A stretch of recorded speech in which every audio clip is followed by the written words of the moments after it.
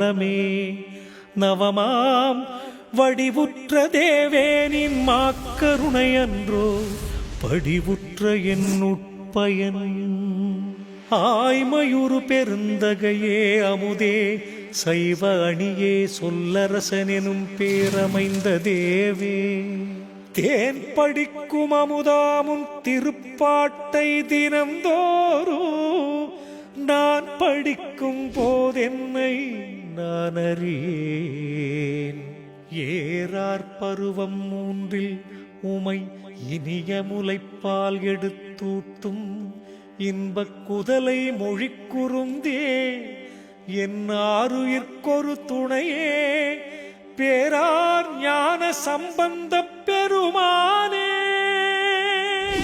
தேசகத்தில் இனிக்கின்ற தெள்ளமுதே மாணிக்க வாசகனே ஆனந்த வடிவான மாதவனே.